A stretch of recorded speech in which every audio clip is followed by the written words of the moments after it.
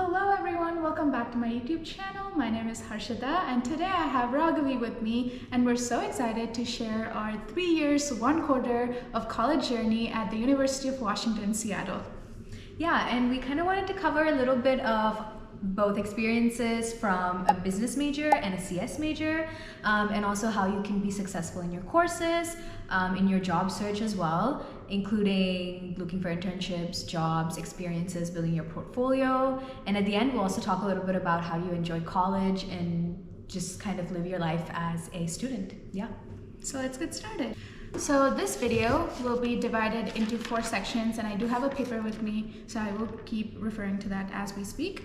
So first section is why we chose our majors and how would we describe our majors as freshmen versus someone that's now graduated. And I can start with this one. So I chose business major because I was really interested in non-STEM fields and I realized I really enjoyed business through the courses I took in high school and in Running Start. And I thought business would give me a lot of opportunities into multiple fields. And for the most part, it is true.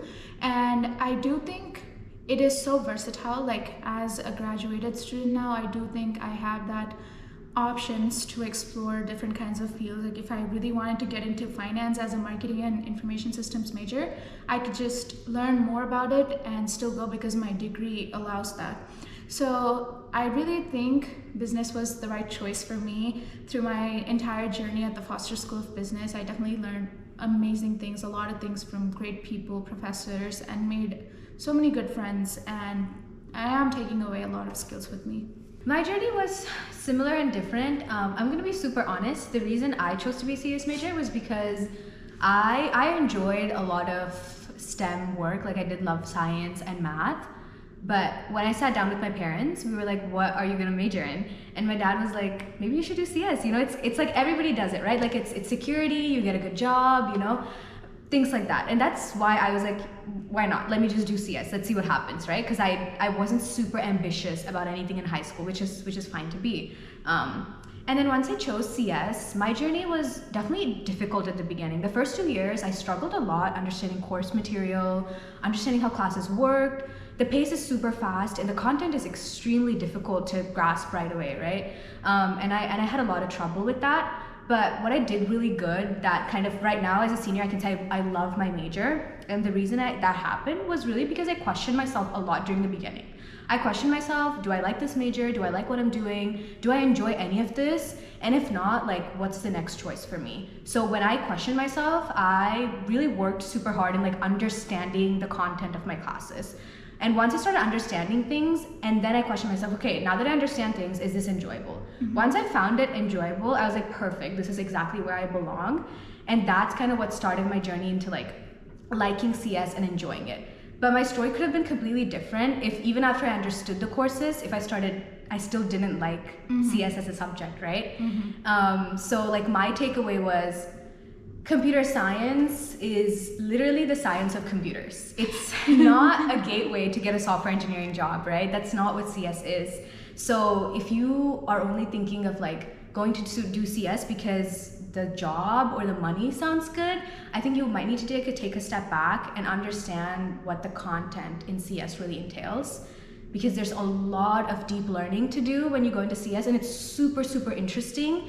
But if you boil it down to am I getting a software engineering job or not, it might not be as enjoyable. So that was kind of my takeaway as to how I chose my major, but then also like fell in love with it as I kind of went through. Yeah. I really agree with that, and she does have some really amazing points.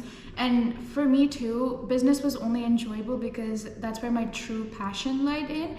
Don't take a major just because you're watching our videos or just because your parents told you to do so or your relatives told you to do so, but really understand what you're interested in. And it's okay even if you get into college as a CS major and later on you want to become a business major, that is totally fine. It's because in the long term it will affect you and you need to make sure that you're learning something that you're truly passionate about and something for yourself.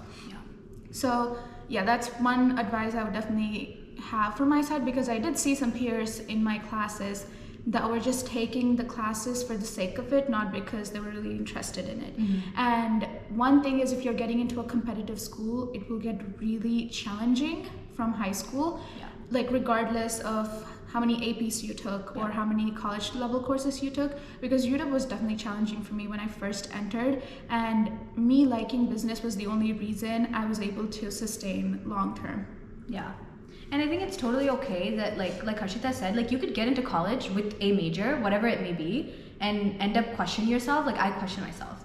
But there can be 2 points to the road. Like you can really, really put your heart into it and love what you're doing. But if there's a breaking point where you're like, I hate what I'm doing, then it's like time to make a decision on where do I want to go next. And just know that like there are endless opportunities for you, regardless of what major you're in. You just have to be somewhat interested in what you're doing, because if you're not enjoying what you're studying, you're doing this 24/7 for 4 years. That's not an enjoyable experience. And just like, oh, I want to get a job, it's fine, is not really going to fulfill you at the end of the day. It people say it does, but once you're like in the game, it's not going to. Exactly. Yeah. And that takes us on to our next section, which is mostly about courses and what can lead to course success. Yeah, I can get started. So courses in CS, different colleges, all of us have similar syllabus, but the way we're structured is different. So I'm kind of more so talking about it from a University of Washington, Seattle perspective. And for us, you have 10 weeks per quarter, and in 10 weeks you cover the entirety of the content that you're supposed to. So it goes super fast. So week 1, week 2, week 3, you're learning. Week 4, you have a midterm, and then you're learning, and then you have a final on everything you just learned in the past 9 weeks. So one of the biggest tips I would give students is go to TA office hours. If you are already a computer science student, you know that all of us like camp in office hours. Their days have been at office hours until like 10:30 at night. I know that sounds crazy. You don't have to do that, but sometimes you might have to. Because office hours help a lot. TAs are always there to help you. They will give you guidance on homework, and another really nice trick there is, not a trick, but a good place to find friends, because when you're in office hours and you're all working on the same thing, you can talk to each other, and then you end up kind of finding friends or people who might explain things better to you that you didn't understand yourself. So office hours is the way to go for that. And then another tip I have is, this is kind of a really specific thing to CS, but a lot of University of Washington CS classes actually don't require a textbook. So we are not reading from the textbook. The lecture covers most of our information, and whatever you don't learn, you go to YouTube, obviously. But they don't require a textbook, but every class does recommend that if you want to learn more about the course, you can go look at this textbook. It's available online, you can buy it, whatever it is. But one of the things that I've done, especially for one of my algorithms classes, which is notoriously like the hardest class of CS, was even though the textbook wasn't required, I ended up like going into it and then looking at the practice problems in there and just reading the textbook, because it kind of goes into depth about concepts that maybe the lecturer or the professor doesn't. And if you get used to that, some of the problems on the exams actually look similar. So that might not work for every exam, but you know, at the end of the day, it'll help you learn better, right? And then the last tip that I have from my side is, there's a difference between GPA and actual learning. I've seen a lot of people who have really great GPAs, but the way they get there is either by like, it's like point, like, you know, like they check off points. Oh, if I do this, I get 1 point. If I do this, I get second point. And in doing that, you're following the homework guidelines, but are you like retaining any information? Probably not, right? So if you put aside that pressure of GPA and actually sit down and say, I'm gonna like learn this and I'm gonna make this an intuition. I'm not just gonna like memorize this, right? Like a lot of people memorize, they dump it on an exam and then they're done.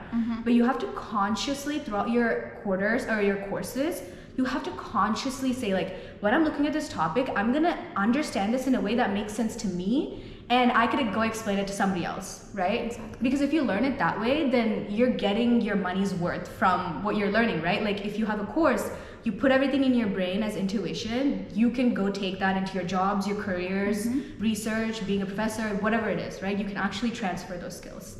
So I say don't focus on memorization, focus on intuition always. But yeah, those are from my side.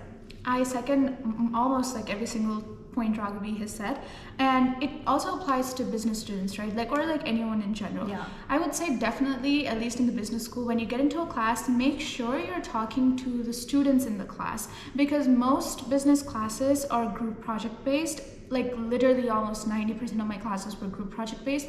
So you really need to meet with the people in your class, understand your teammates, and even when you're like studying for an exam, you have a couple of friends that you could always reach out to and do study sessions with, and go to the professor together, learn and talk to the professor, learn more about the subject, and be genuinely interested.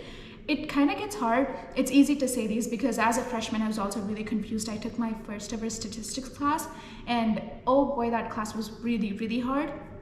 And that's when I made some friends in the class, and we all sat together, we studied, and I would always go to the office hours and talk to the TA. And it definitely really, really helped me, grow as a student at Foster School, because struggling alone will never take you anywhere. You definitely need people around you, like teachers. There's so many resources that are available to you, and definitely make use of them.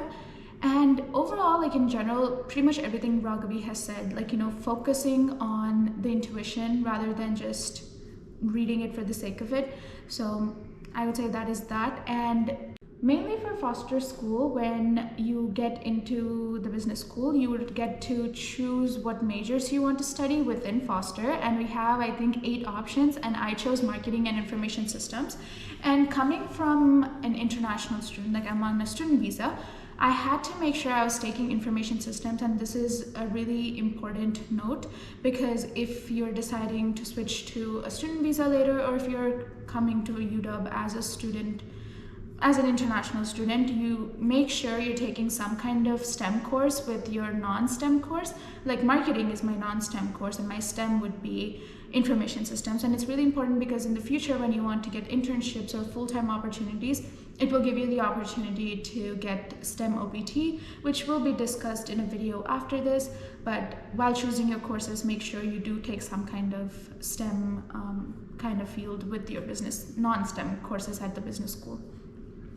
And moving on to our third section, this one is going to be about career and giving you guys career tips, because it is hard out there, it is rough, and it is definitely not easy. And I can start this one off. So as an international student, it can get hard getting into those big dream corporate jobs, because not a lot of companies are offering sponsorship for internships or full-time opportunities. And this is when you take full leverage of every single opportunity your college could possibly provide you, regardless of what college you go to. It does not have to be a competitive school or a small school. Even at a community college, you will have the resources and the opportunities to go explore extracurricular activities. I was a part of a lot of on-campus RSOs, American Marketing Association, undergraduate women in business, a lot of case competitions. I really participated in a lot of case competitions and got that consulting experience without even doing, that big corporate America jobs. So I always see students that are worried about not finding those big jobs, and that their lives ending because they're not able to find these big jobs, right? And it doesn't really matter for you to learn things. You don't really have to be in these big jobs, because for me, I was in a lot of these extracurriculars, and I also was part of a startup law firm, and I was a marketing intern there. That was just my cap, or like my title, but everything I did at the law firm, I used almost all my marketing class notes, and I implemented them into this startup. So really network a lot with people around you, see if they have any need, put yourself up for projects. Like you might meet a founder and they might need a marketing person or a finance person to just look over their stuff. Just go help them and put yourself out there, and don't think your doors are closed. That's the word. Don't think your doors are closed just because you're on a student visa.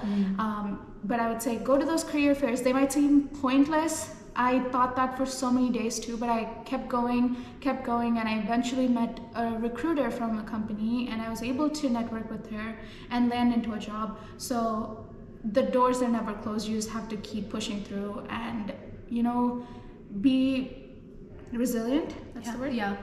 Proactive. Yeah, and be proactive. Don't give up. Yeah. Please do not give up that easily. And if you're going to foster school, they have an amazing career service office there, and they have helped me so much in my entire journey, understanding how to give interviews, how to attend these fairs and make full use of it. So I would say definitely use your resources.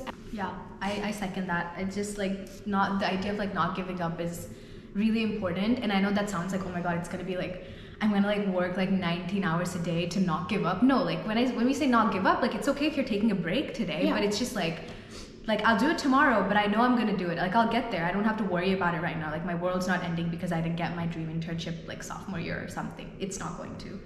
But yeah, my side of the career tips.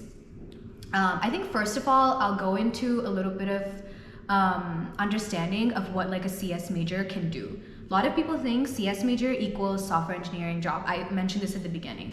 It doesn't. CS is a science. It's like culmination and combination of everything that involves computers, right? That's programming, that's hardware, that can be, low-level programming, higher-level programming, data structures, data engineering, database management, statistics too, including human-centered interaction, product design, product management, everything. Computer science holds all of these spaces, right? It's a broad term. It does not equal software engineer. It does not. So that's one thing to keep in mind. So I feel like the first step when you're thinking about getting an internship, a job, or any type of experience is understand where your interest relies within CS, right? Like now we know that we like CS, like where does your interest rely? Like go in on that. Is it software engineering? Great. Maybe it's systems engineering. Or maybe it's product management, maybe it's product design, maybe it's data engineering, data science, data analysis, or machine learning. Once you kind of find that niche, and I know it's hard to, you don't have to find it, but if you pick out like a couple things that sound interesting, that's kind of when you can deep dive into it and find and build skills, right? And an internship does not equal you building skills. You can build skills any day, right now, sitting at your computer. It's as easy as that, right? So especially like I'm going to talk about it from the perspective as a software engineer and a little bit into data science and machine learning. That's kind of where I'm at. So I'll talk about it from that perspective. Maybe not so much about like product. For me, the first step was building technical experience, and everybody was like, your experience should come from internships. But if I didn't have an internship, how do I learn how to program and code and build these applications, right? And I realized that you don't need a software engineering internship to do that. You have class projects. When you have classes, and you're normally, especially in your programming-based classes, you have final projects that you do, which are completely programming-based. Those can help you. Those can leverage your skills. The second thing is personal projects. If you find something interesting, you have ChatGPT, you have Google, you have YouTube, you can kind of ask around, see if you can build something simple and learn a new technology from there. The third thing is research. Especially at University of Washington, it's a huge research school, but other colleges are also involved in research.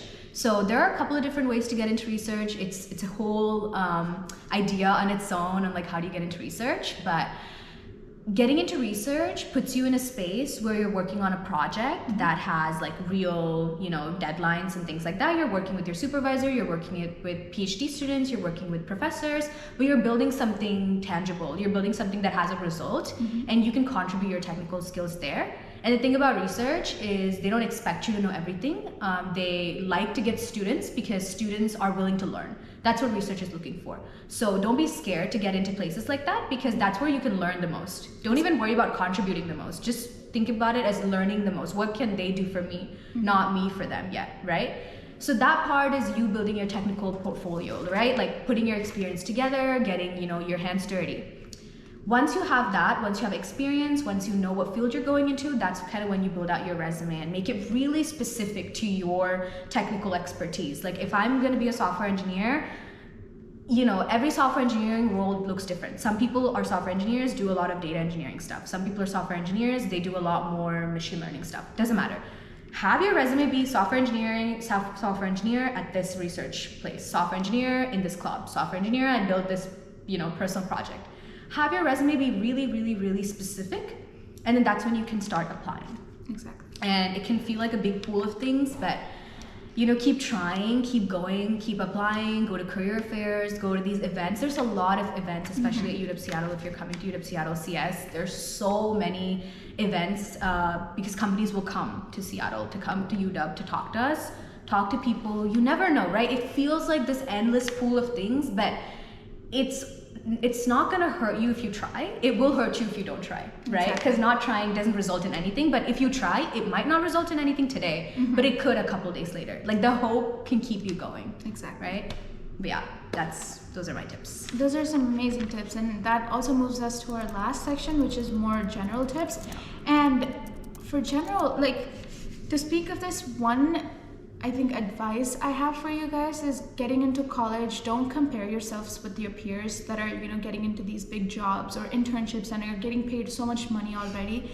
Do not run behind money so early in your student life or career, because it's really about building that experience and exploring what you like and what you really enjoy doing, because you always don't need to have these big amazing jobs to or earn that much money just so early in your career. Like, yes, it is good to have some money, and I also think it was a trap that I personally fell into also, because I would always see my peers and they're always getting into these jobs.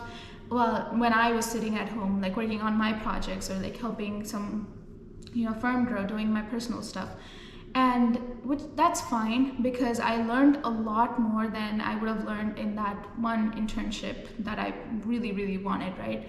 So don't put yourself down and do not compare yourself with your peers. It can get really hard. You might think it's so easy to say, but hard to do. And we were in that stage at some point, and we just had to push through. Like, I think after second, third year, we kind of were like, you know what, let's just do our thing and we'll see where time takes us and where we go. Yeah. So stop comparing yourself, and especially money and all of that, they come later. Learning and those experience building always comes first, and I think that's something a lot of people have told me also, and it really, really helped me and to change my perspective and get most out of my college experience. But yeah, definitely network a lot and make friends, explore places, explore things that you might enjoy. And we were also commuter students actually, so it still doesn't end your opportunities. Like, we were still able to do a lot more things. So it's okay if you're different than people around you or on campus. Like, that's okay. You make the most of your experience however you like it, and you don't always have to compare yourself. Yeah, I agree. And a thing that really helped me change my perspective was like, yes, I am different. I can't change anything about that, or different in the sense that, okay, I commute. I can't change that right now. I'm like struggling a lot more. I can't change that. I am struggling. That's a fact. So all of these are facts. I can't change them. So why do I have to add this like added pressure? Do what you want to do and keep exploring, have fun. Don't forget to have fun. Like, we know it's all about the grind culture and all of that right now, but take time for yourself. Focus on yourself and your friends, family. Yeah, absolutely. Rest is really key. I know all this sounds overwhelming, but once you're in it, you will do it. Like, you just have to believe in yourself, because whoever's watching this, like, I believe in you. Like, you got it. Like, if we could do it, and we were like a couple months ago, we were like, there's no way we're doing any of this. Like, life is so hard. Literally 3 months ago, we would not even know if we were graduating until 3 months ago, and life just changed because we kept pushing through, we kept interviewing, we kept applying, like thousands of applications. And at the same time, we would take breaks. We'd be like, let's go out today. Let's just like have fun. Let's stop worrying about everything today, right? Because if you're grinding 24/7, you're gonna get burnt out. Exactly. Yeah. That's what's gonna happen, and you're getting absolutely nothing out of it. I think that's like the key takeaway, what we learned from our college journey. Yeah. That is it for this video. This was our overview of our college journey. We wanted to make this since like we first got into college. So long-awaited video, and the video after this will completely be about how we switched from our H4 dependent visa to F1 international student visa while being in the United States. So go watch that video if that might seem more relevant to you, or share it with your family and friends. But until then, have an amazing college journey. We hope you rock, and everything will work out for you. Yeah, it will work out. Have a good day, guys. Bye. Bye.